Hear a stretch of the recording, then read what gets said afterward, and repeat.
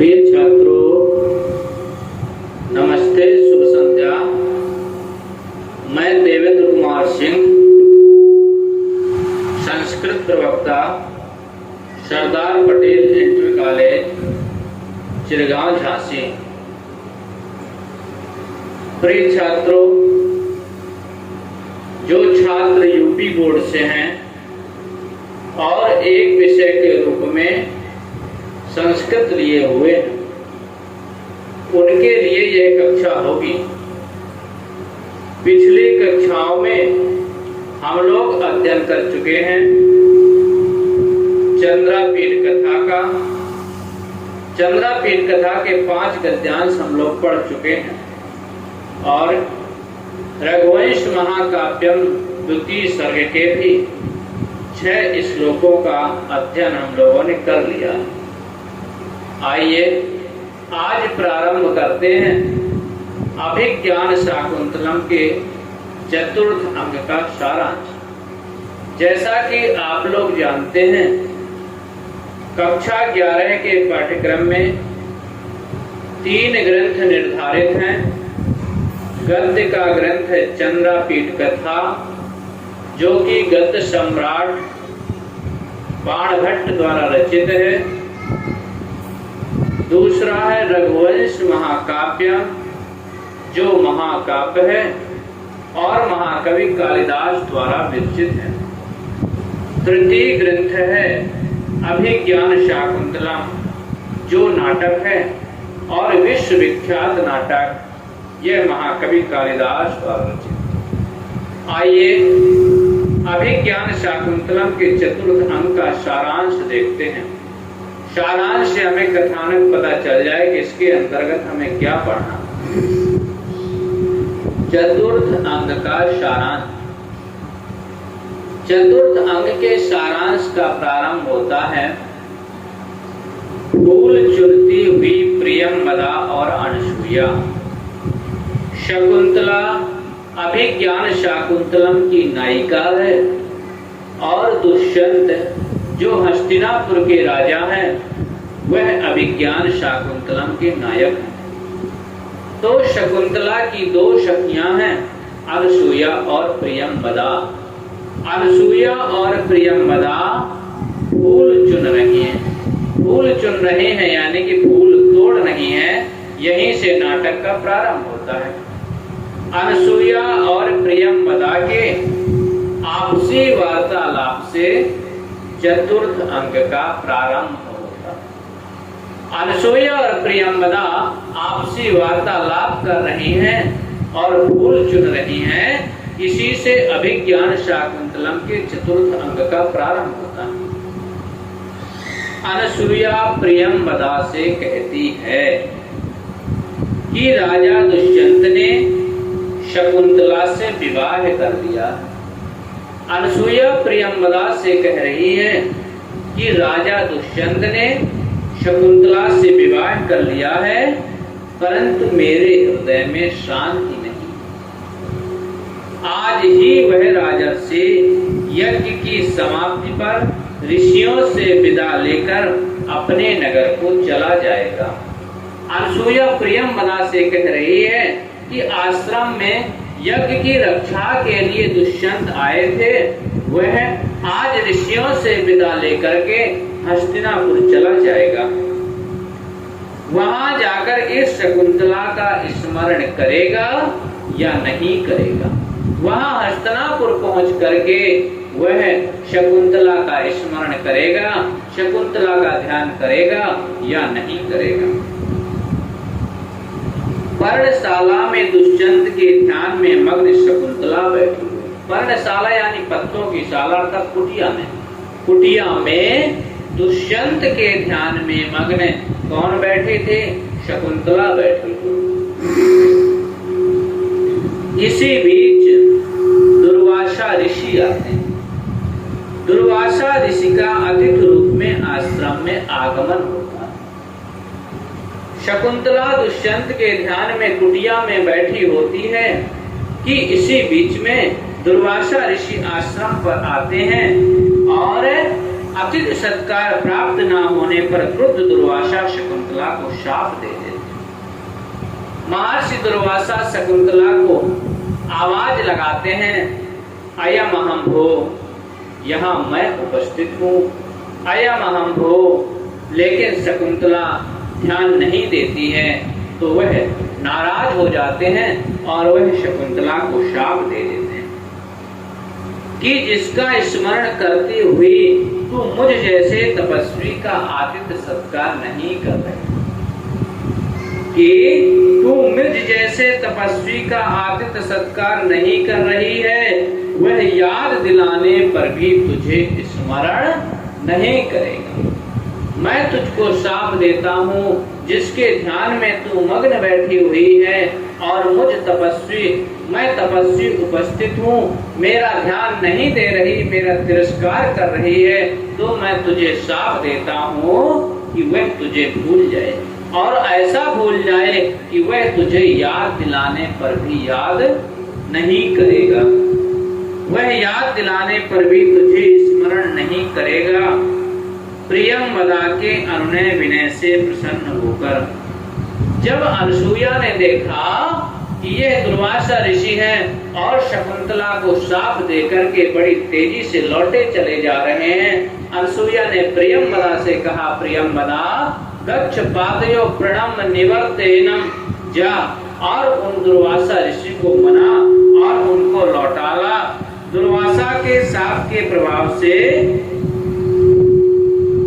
इसके बाद में प्रियम मदा के अनुनय विनय से प्रसन्न होकर दुर्वासा शाप मुक्ति का उपाय भी बताते हैं। प्रियम मदा वहां जाकर के दुर्वासा ऋषि को मनाती है, उन्हें प्रसन्न करती है, तो वह उपाय बताते हैं कि वह उसके पहचान का आभूषण दिखा देगी तो शाप समाप्त हो जाएगा।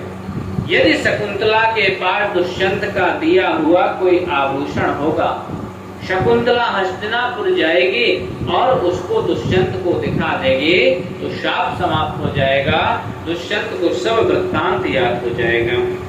अनसुईया और प्रियंवदा शाप की बात ना शकुंतला को बताती हैं और ना अन्य किसी भी व्यक्ति को बताती हैं। यह शाप की बात कि दुर्वासा ऋषि ने शकुंतला को शाप दे दिया है, यह बात ना तो वह शकुंतला को बताती हैं और ना ही किसी व्यक्ति को बताती हैं। यह बात केवल दो ही व्यक्तियों के बीच में होती है, अनसुईया और प्रियंवदा के।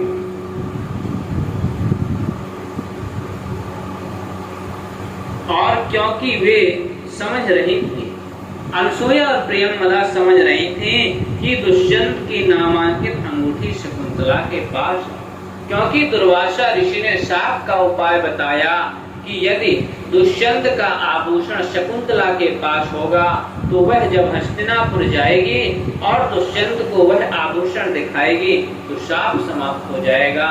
शकुंतला, अनसुईया और प्रियंवदा को यह जानकारी है कि शकुंतला के पास दुष्यंत के द्वारा दी हुई अंगूठी है, यदि अंगूठी उसे दुष्यंत को दिखा देगी तो शाप समाप्त हो जाएगा। वह उसे दिखला देगी तो शाप स्वतः समाप्त हो जाएगा। शाप की बात बताने से सभी अकारण चिंतित हो जाएंगे। अनसुईया और प्रियंवदा सोचती हैं कि यदि हम शाप की बात किसी से बताएंगे तो सभी लोग अकारण चिंतित हो जाएंगे। आगे सोम तीर्थ यात्रा से लौटे महर्षि कंड। महर्षि कंड जो शकुंतला के पालक पिता हैं, वह शकुंतला की भाग्य के लिए, शकुंतला की अच्छी कामना करने के लिए सोम तीर्थ गए थे। कहाँ गए थे? सोम तीर्थ गए थे। अब वह सोम तीर्थ से लौट आए हैं। सोम तीर्थ यात्रा से लौटे हुए महर्षि कंड को आकाशवाणी से ज्ञात हुआ। आकाशवाणी हुई, आकाशवाणी से महर्षि कंड को ज्ञात हुआ कि शकुंतला का गांधर्व विवाह राजा दुष्यंत के साथ में हो गया है। महर्षि कंड को यह जानकारी हुई कि शकुंतला का विवाह दुष्यंत के साथ में गांधर्व विवाह हो गया है। और वह गर्भिणी भी है। कर्ण शकुंतला के इस कृत्य का अभिनंदन करते हैं। कर्ण शकुंतला के इस कृत्य का कि विवाह हो गया है और गांधार विवाह हुआ है, इस कृत्य का कर्ण अभिनंदन करते हैं, स्वागत करते हैं। दुर्वासा के शाप के प्रभाव से शकुंतला को बुलाने के लिए राजर्षि दुष्यंत ने किसी भी व्यक्ति को नहीं भेजा। जब दुष्यंत आश्रम से गया था तो यह कहकर के गया था कि कुछ दिन बाद मैं हस्तिनापुर से तुमको लिवाने के लिए किसी व्यक्ति को भेजूंगा, लेकिन दुर्वासा ऋषि ने अब श्राप दे दिया, इसलिए श्राप के प्रभाव से राजा दुष्यंत ने शकुंतला को लिवाने के लिए किसी भी व्यक्ति को नहीं भेजा।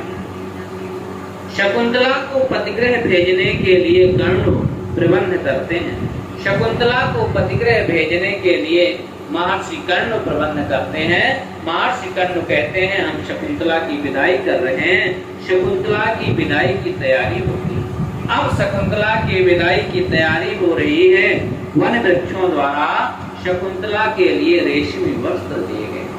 वन वृक्षों ने शकुंतला के लिए रेशमी वस्त्र दिए और पैरों पर लगाने के लिए अलग तक महावर दिया तथा विभिन्न अंगों में पहनने योग्य आभूषण प्रदान किए और उन्हें लेकर तापस कुमार नारद आता है और उन्हें गौतमी को देता है। उन वस्त्रों को जो वन वृक्षों ने दिए थे, महावर दिया था, आभूषण दिया था, उन सबको लेकर के दो ऋषि कुमार आते हैं जिनका नाम नारद और गौतम रहता है। नारद और गौतम आकर के गौतमी को यह सब आभूषण दे देते हैं कि इनसे शकुंतला को अलंकृत कीजिए, इनसे शकुंतला को सजाइए। प्रियमदा और अनसूया, शकुंतला की सखियां कितनी हैं? दो हैं। कौन कौन है? अनसूया और प्रियमदा। प्रियमदा और अनसूया शकुंतला को सुसज्जित करते हैं, यानी कि सजाती हैं। इसी बीच में हस्तिनापुर जाने वाले ऋषि सारंगरव आदि बुलाए जाते हैं। इसी बीच में महर्षि कर्ण हस्तिनापुर जाने वाले ऋषि शारंगरव और शारद्वत आदि बुलाए जाते हैं। ऋषि कर्ण शकुंतला की विदाई के समय उसके वियोग में करुण रस से ओतप्रोत हो जाते हैं। ऋषि कर्ण शकुंतला की विदाई से करुण रस से ओतप्रोत हो जाते हैं, बड़े ही दुखी होते हैं। शकुंतला अपनी सखियों और सहचरी मृगियों आदि से विदा लेती है। शकुंतला अपनी सखियों से विदा लेती है। शकुंतला की सखियां कौन कौन हैं? अनसूया और प्रियमदा। शकुंतला अपनी दोनों सखियों से विदा लेती है और मृगियों आदि से भी विदा लेती है। महर्षि कर्ण शकुंतला को लेकर जा रहे ऋषि कुमारों के द्वारा राजा दुष्यंत के लिए संदेश भेजते हैं। महर्षि कर्ण राजा दुष्यंत के लिए संदेश भेजते हैं। जो ऋषि कुमार शारंगरव और शारद्वत शकुंतला को भेजने के लिए हस्तिनापुर जा रहे हैं, उनके द्वारा महर्षि राजा दुष्यंत को संदेश भेजते हैं कि आप अपने उच्च कुल के अनुसार शकुंतला की स्नेह प्रवृत्ति पर विचार कर अपनी अन्य पत्नियों के सदृश इससे व्यवहार कर। महर्षि कर्ण ने कहा कि आप उन राजा दुष्यंत से कह देना कि शकुंतला के साथ में आप अपनी सभी पत्नियों जैसा व्यवहार करें। जैसी आपकी हंसपतिका और वसुमती पहले से दो पत्नियां हैं, जैसा उनसे आप व्यवहार करते हैं उसी प्रकार से शकुंतला के प्रति भी वैसा व्यवहार करें। महर्षि कर्ण सामान्य गृहस्थ पिता के समान पतिगृह जाती हुई पुत्री को व्यवहारिक उपदेश देते हैं।